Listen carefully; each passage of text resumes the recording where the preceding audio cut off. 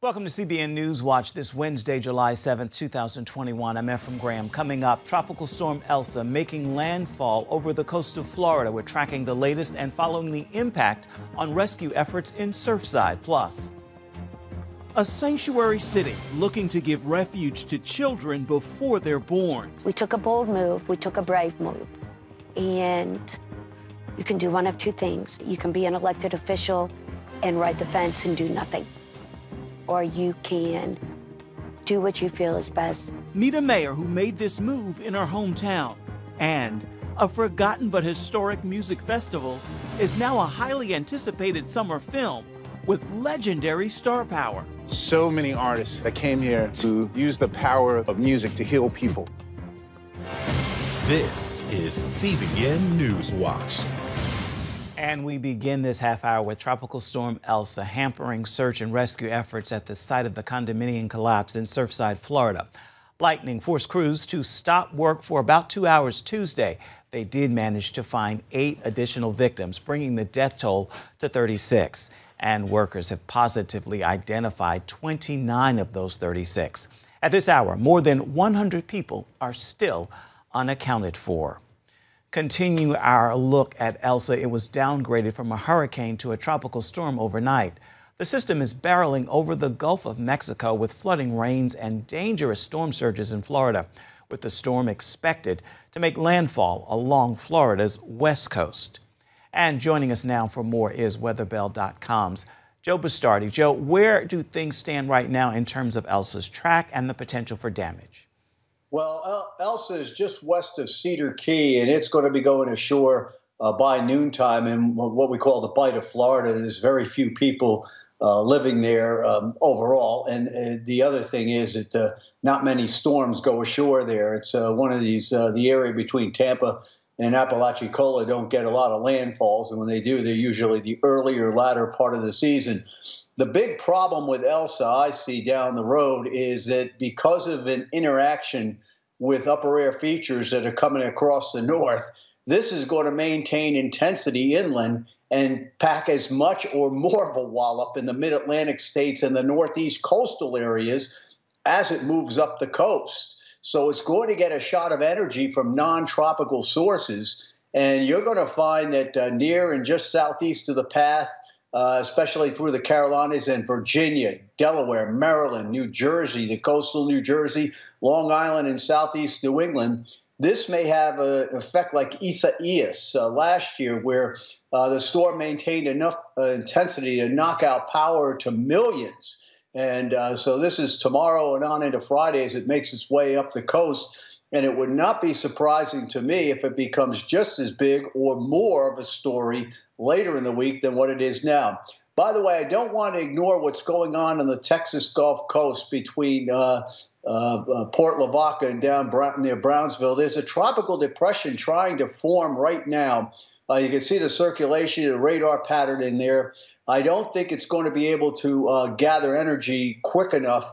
But you folks that are living south of the line from Corpus Christi to Laredo and into the low Rio Grande Valley, there's going to be a tremendous amount of rain there over the next couple of days, even though the system has no name. Obviously, ELSA's the big story. It's coming ashore. And again, let me review what's going on. This is not magical or mystery or climate change.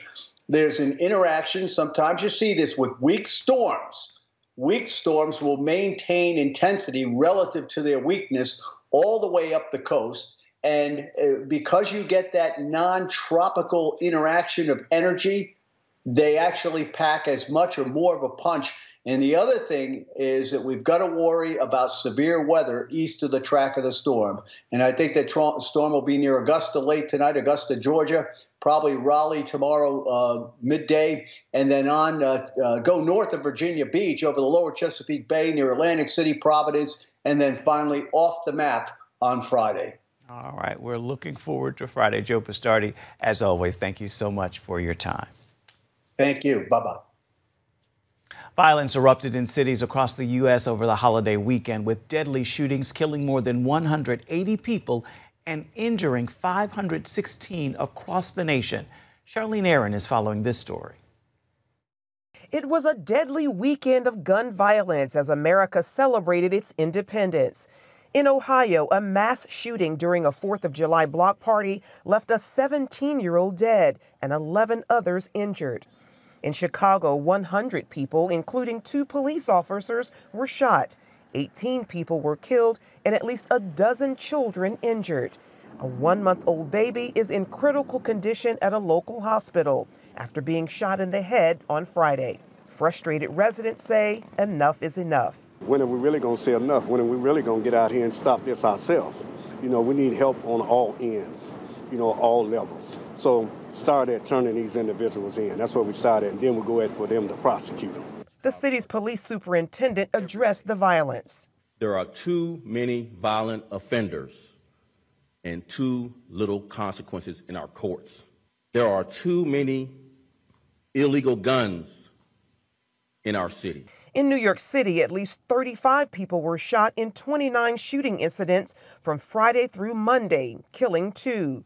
According to the Gun Violence Archive, in the first 5 days of July, there were a whopping 20 mass shootings across the country, bringing 2021's total to 336. May saw 72 mass shootings, and June saw 76. The 14 mass shootings over this past holiday weekend are the most of any weekend in 2021, the organization said in a tweet. New York Governor Andrew Cuomo issued the first-in-the-nation executive order declaring gun violence in New York as a disaster emergency. People are dying every day out there. Time is not on our side. Begin by acknowledging the problem. And you know what the problem is? It is a statewide problem, and it is an emergency. And I want the people of the state to understand that. And I want them to respond to the emergency for the way it is.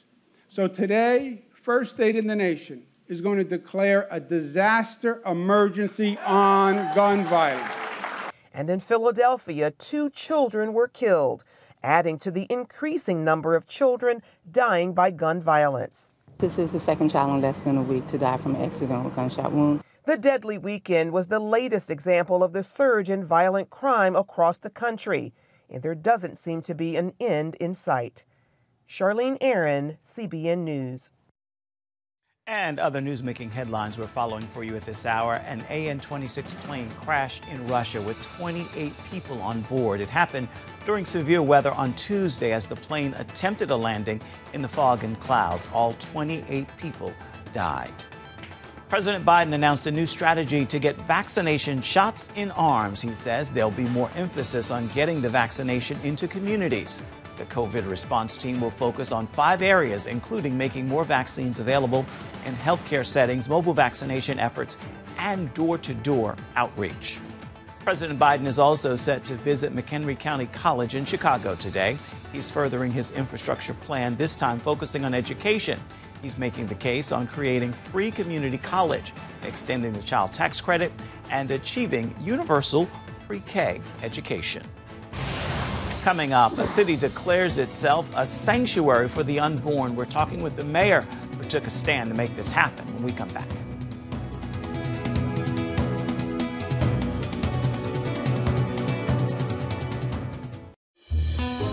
Daddy? Yeah, buddy? How many nickels are in a dollar? There are 20 nickels in a dollar. How do birds fly? Does milk really make my bones stronger? Yeah. Daddy, when we die, will we go to heaven? Do you have the answer to life's biggest question? Call the 700 Club. We'll help you find answers to the important questions life brings your way. Watch breaking news, in-depth exclusive stories and programs from health to entertainment you won't find anywhere else. The CBN News Channel, a perspective you can trust. Enjoy credible news reporting from around the world. Discover inspiring programs and stories of hope, all in one place from a Christian perspective. The CBN News Channel, a perspective you can trust. To watch the CBN News Channel, download the app or visit cbnnewschannel.com.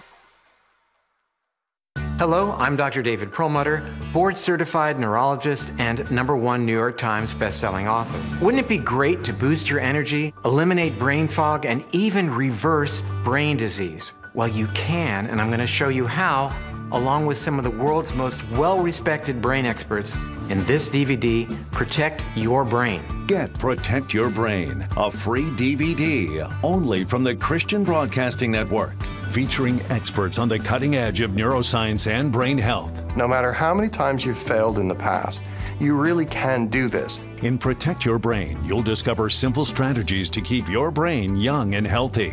Improve your memory. Discover the gut-brain connection. In Protect Your Brain, get your free copy at cbn.com or call 1-800-700-7000. If you want to improve the quality of your life, get the DVD Protect Your Brain and get it today. Welcome back to CBN Newswatch. We turn now to a sanctuary city, but this time its mission is not to provide refuge for immigrants. This is a city declaring itself a sanctuary for unborn babies and looking to ban abortion. Senior National Affairs correspondent Heather Sells reports.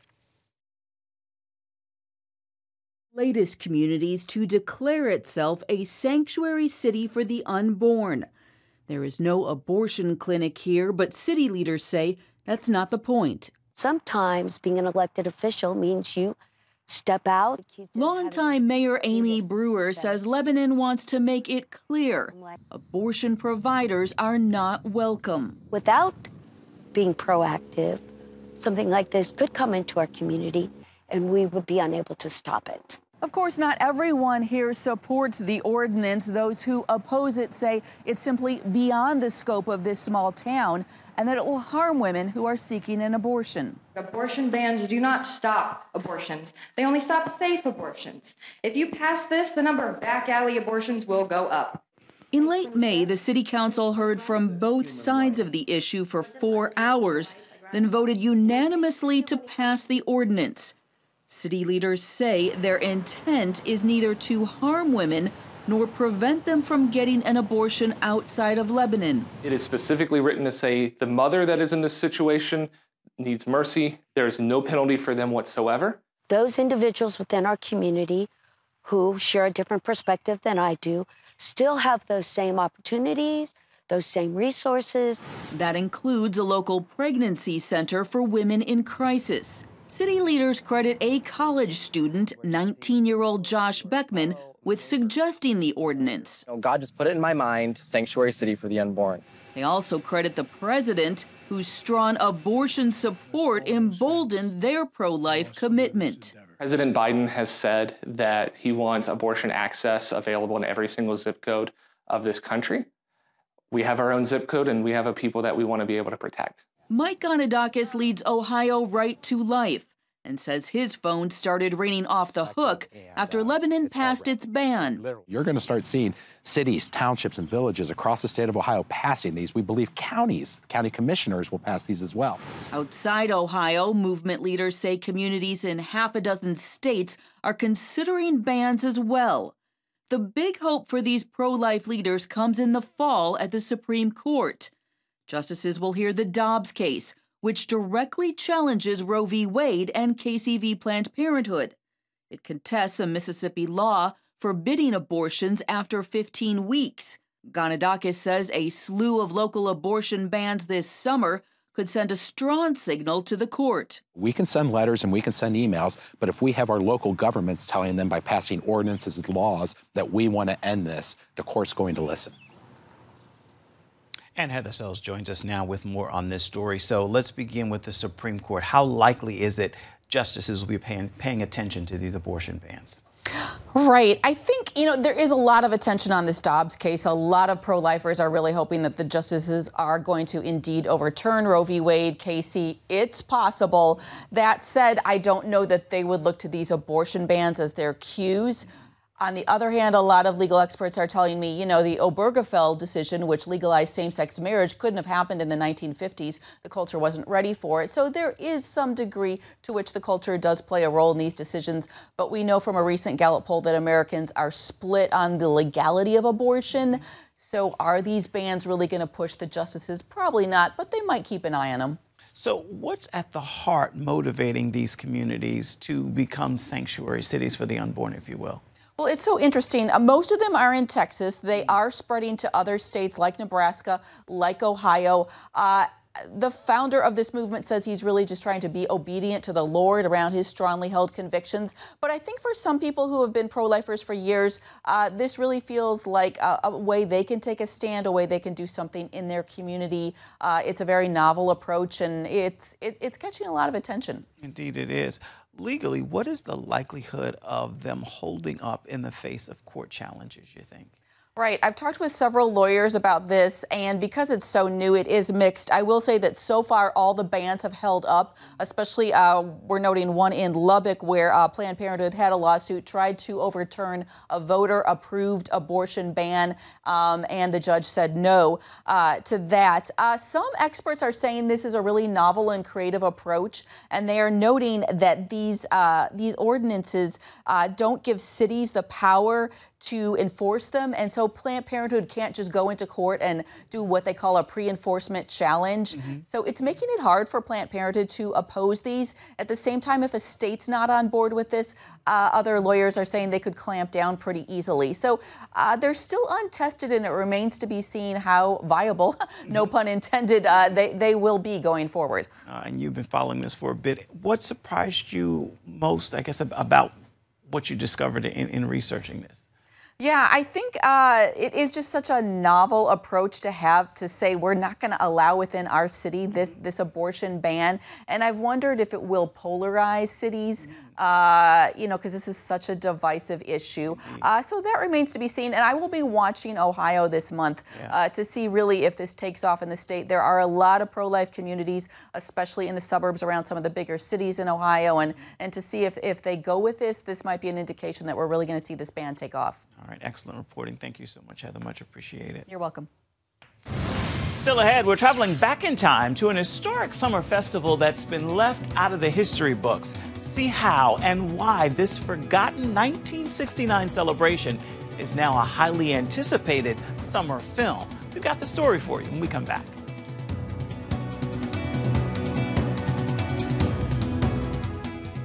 On October 1st, 1961, history was made when a tiny station began transmitting the first signals of the Christian Broadcasting Network. CBN, the Christian Broadcasting Network. And now, a new era has begun with the all-new CBN News Channel.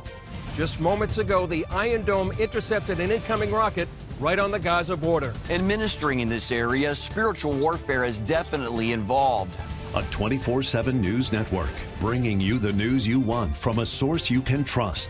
In Kenya, 40% of the medical services are actually provided by these Christian hospitals. Let's talk about the economy. Believers here are joining together to win people to Jesus Christ. All your favorite shows now in one place. Go to CBNNewsChannel.com to find out how to get the CBN News Channel on your TV all day, every day. CBN News.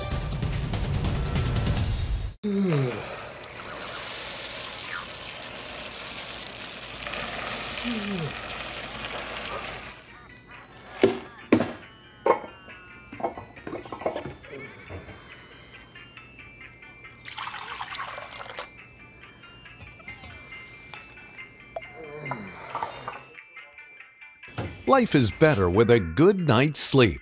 Get your free DVD or booklet of Protect Your Sleep today. Life. It's meant to be lived fully. Jesus said it. I came to give you life.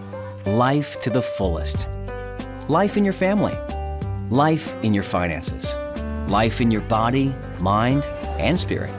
Life in your everyday. At CBN.com, we're taking what Jesus said seriously. We're here to help you discover life. Life. Live it fully. CBN.com. Gospel music legends Walter Hawkins, Mahalia Jackson, and Mavis Staples are among the many big names who performed at an historic music festival that unfolded over the course of 6 weeks in the summer of 1969. This long-forgotten story is now a powerful documentary, but it was essentially ignored for 50 years until it landed in the hands of The Tonight Show's band leader, Questlove. How's everyone doing? I'm Questlove, director of Summer Soul, and we are here in Mount Morris Park in the heart of Harlem, later christened Marcus Garvey Park in 1973. This right here is the epicenter where one of the greatest, most powerful music festivals occurred back in 1969, the Harlem Cultural Festival. Welcome to the Harlem Cultural Festival. Nobody ever heard of the Harlem Culture Festival. Nobody would believe that happened. 50,000 beautiful people here in Mount Morris Park. I gotta admit, I'd never heard of the Harlem Cultural Festival. My producers, Robert Fivelin, Joseph Patel, and David Dennerstein, they showed me that footage. This was real. So many luminaries came together, from B.B. King, Gladys Knight and the Pips, Stevie Wonder, Sly and the Family Stone, Hugh Masekela, Nina Simone, Moms Mabley, Willie Tyler and Lester. There was Max Roach and Abby Lincoln, just Latin music, African music. So many artists that came here to use the power of music to heal people. It was like nothing I'd ever felt before in my life.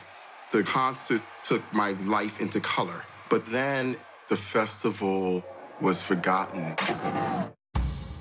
There were over 47 reels of footage. Miraculously, it sat in Hal Tolson's basement for 50 years. We had to restore it, so that took 5 months alone for them to just go frame by frame by frame, dusting it, making sure that it didn't snap or anything. 1969. Black America has lost faith in this country. 1969 was such a transformative period. Somebody better wake up. People for that year had been dealing with constant loss. There's so many people who need help. The loss of the Kennedys, the loss of Malcolm X, the loss of Medgar Evers, Martin Luther King, all these civil rights leaders. Day by day, month by month, we started noticing the parallels of 1969 and 50 years later. The same things that they were talking about back then were happening to us right now. We want a new life. A black consciousness revolution. Harlem in '69 is just full of social change energy. You have the Black Panthers there. You have the Young Lords setting up shop. The Last Poets are born a year earlier. There's as much happening on stage musically as there is happening socially off stage. And we couldn't ignore that. We need it now. We have a responsibility to not only get this film out there, but we should also show the people the social and political circumstances with poverty, how the government treats its citizens, how the police treat its citizens, the idea of protesting and letting your voice be heard. The revolution is not going to stop. A day after the death of Dr. Martin Luther King, in more than 100 cities, violence broke out. After the assassination of Martin Luther King, many in the inner city, from Detroit to Philadelphia to Atlanta, like places were just erupting in anger, righteous anger. It's too late now. We are ready to start. We're going to finish it up. Not wanting to repeat what happened the summer of '68, the city allowed for this festival to happen just to have something sort of constructive and like, okay, whew, made it the whole summer without one broken storefront. It was a crazy, crazy, crazy period. We needed something to really reach out and touch us. We needed that music. Using music as a means to get that message out. We felt that it was very important to include how this came together, but why it came together. History seems to repeat itself. 1969 reflected everything we lived through in 2020. It was the right time, the right place. We were creating a new world. That concert was like a rose coming through cement. It was a good thing for Harlem.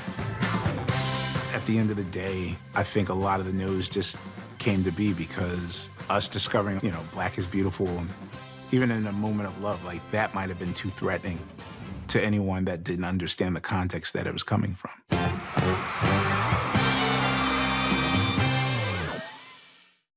Summer of Soul is in theaters and streaming right now. We've got more on this film and what other stories are heating up the summer box office season on a special edition of Studio 5 this evening.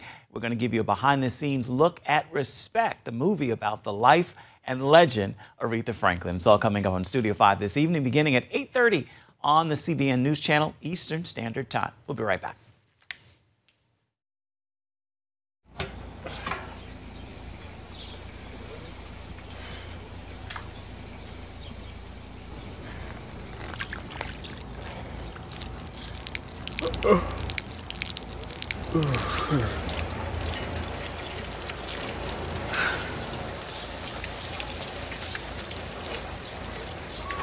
Life is better with a good night's sleep. Get your free DVD or booklet of Protect Your Sleep as the world watches from the outside. It's a big diplomatic tug of war here in the Middle East. Go inside the story with Jerusalem Dateline. Israeli archaeologists are talking about a discovery that could change the thinking about the Temple Mount. Join CBN Jerusalem Bureau Chief Chris Mitchell and get the biblical perspective on the events shaping the world. What starts in Israel then ends up going to other places. Watch Jerusalem Dateline Friday night at 8:30 on the CBN News Channel. Life. It's meant to be lived fully. Jesus said it. I came to give you life. Life to the fullest. Life in your family. Life in your finances. Life in your body, mind, and spirit. Life in your everyday.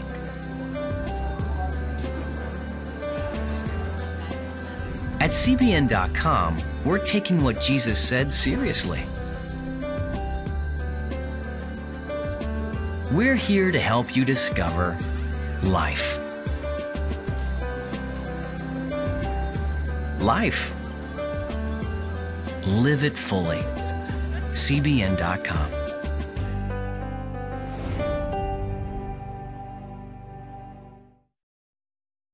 Before we go, here's a look at a short patriotic video that's gone viral. Last Saturday, someone began singing the national anthem at a Walmart in Hazlet, Texas, and others voluntarily joined in.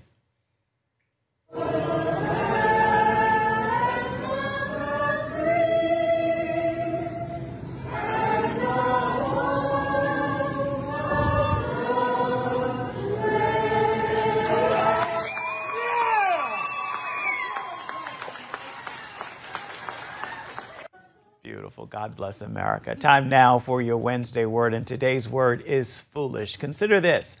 Your most foolish mistakes can teach you your greatest lessons. With God, even mistakes have purpose. Nothing is ever wasted. With that word, I pray you will make this a wonderful Wednesday, and be sure to have yourself a wonderful rest of the week. I encourage you to do it on purpose and do it in purpose as well. Well, that is a wrap for this edition of CBN News Watch. I want to remind you, you can always find more of our programs on the CBN News Channel. You can find them there at any time. You can also find them online at cbnnews.com.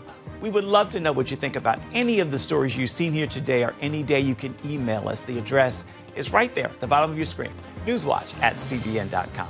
And of course, you can always reach out and touch us on Facebook, Twitter, and Instagram. We would love to hear from you. Hope you'll join us again right back here next time.